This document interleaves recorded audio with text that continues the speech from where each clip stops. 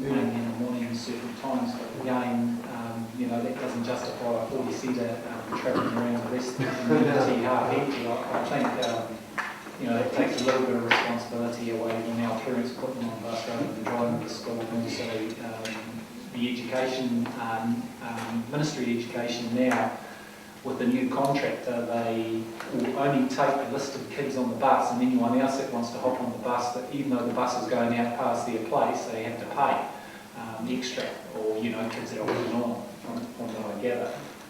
But the other thing that I wanted to also talk about is also the Animal Health Board Regional Share. Now we made a resolution regarding for the abomination of all aerial dropping of 1080 poison forthwith. Are we being, with the submission, are we being hard enough by then saying after that Council asked WRC to continue to collect at the targeted rates of 650,000 to make a regional contribution, and then at the end to say providing, which we know over the past years a record, providing the funding is applied to possum eradication using methods other than aerial 1080.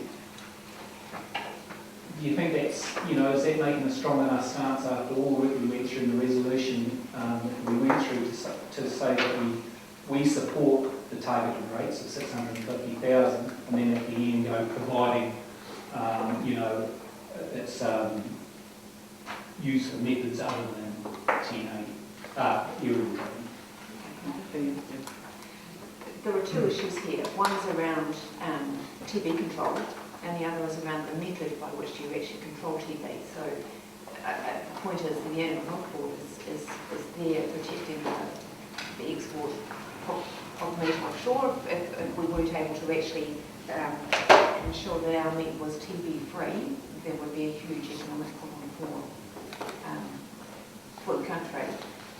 So what this is actually saying is we support the eradication of TB, but it must be using methods that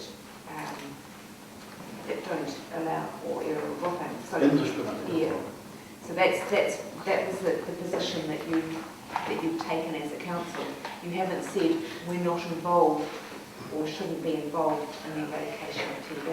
And we're not saying that, but what I'm saying is that in the past there has not been any altercation or differences to their process of putting 1080 out there, whether it's through extra trappers, through ground control, 1080 putting into traps and stuff like that. It tends to be more aerial dropping.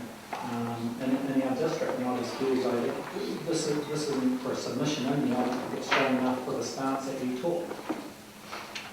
It can be toughened up, and I would have to agree with you, because everyone needs to realise that this council in the last training meeting did not say it was against 1080.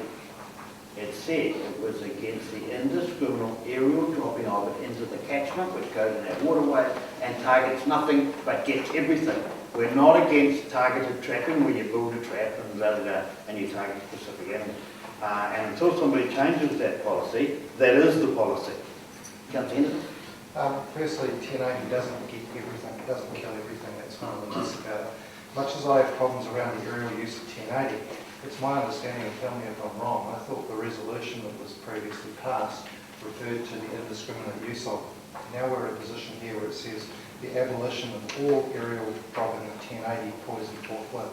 So first, Councillor Henderson, what you're reading on 14/4 is the resolution, verbatim, word for word. Okay, thanks. So that's correct. The facts of the matter are, the council's going to take a position on this. This is the position of previous council, okay? It's a highly contentious issue. The science is pretty inconclusive around it. The one fact, just to play agent provocateur, is the fact is, and the experts in the field will tell you this, even many of the people are against 1080, that in some areas you have no option but aerial plating for 1080. It's as simple as that, because of the terrain. It is not economically or physically viable to do otherwise. So to unilaterally oppose it, you run into a problem. Because if you've got an area of high biodiversity or an area that may affect the TB problem, if it is unable to be dealt with in any other way, then you leave yourself no options. Okay, well that's fine, but I don't want to get into too much debate about it, but unfortunately the last big 1080 drop in Taupo was done on land that my grandmother could ride her bicycle around all the way from Rainbow Mountain to Hatiki. So that sort of doesn't quite wash.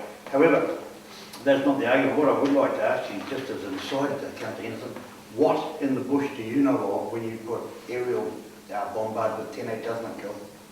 What would it? I'm sorry, but it doesn't, if it gets into waterways, it does not automatically, for example, kill any fish, which is what you're alluding to. That's incorrect. No, I didn't say that. Yeah, but you know, you said everything. Yeah. So it misses out on fish in the bush. No, but I'm just using that as one example, because what you're alluding to. Okay, well, Councillor Downer has asked for this to be tough Just a enough. moment, what you're alluding to through your comments is that it kills everything? Yeah, Okay, it doesn't. it's indiscriminate. It's a bit like a concentration camp, but some people did survive. Councillor Downer. Okay, so I don't want to get into debate of what this doesn't do and what it doesn't do. I'm just going over the current resolution that's that's in here, and I believe that I still say that it's not strong enough for it as a stance for our council, and whether the present council wants to change that resolution or it's entirely up to the present council. But there's a submission into the regional council's plan. Again, I just find that last paragraph, providing the funding is applied to possible eradication using methods other than aerial 1080 control. I just find that that is just, words on a piece of paper because it's never going to happen. It hasn't happened in the past. Councillor Henderson. My issue with this is that I find it staggering that on such an important issue it appears that the council take a position with, to the best of my knowledge, no significant review of the science and the literature on the subject. I mean, really, this is all coming back to personal opinion, and I just question whether that is what we're elected for and in the room to make decisions based upon. Councillor Downer. Well, I'd like to... What Councillor Downer kept trying to say Mr. to Chairman, you, let me speak. 10 days and a stack of papers this high, we did a lot of work on this. Councillor Henderson, we did 2 years work on this, and there's a lot of controversy on both sides, and it was up to each individual councillor to come to an agreement, and that agreement came to this resolution that's here in this submission. And whether you like it or not, there was some councillors that went against this resolution, there was other councillors that went for it. What I'm talking about, I'm not getting into the debate, because that debate was had in the last time over a 2-year period, and we had huge public debates in the Great Lakes Centre. This is about a submission into the regional council. And to me, you know the feelings that I feel about regional council. If we're going to write submissions into council, it's got to have some bite. It's got to have some meaning of the way that this council feels. So, those are the 2 things that I've picked out of here, and I feel as though that they need toughening up. One, the transport, and the other one's the animal health board.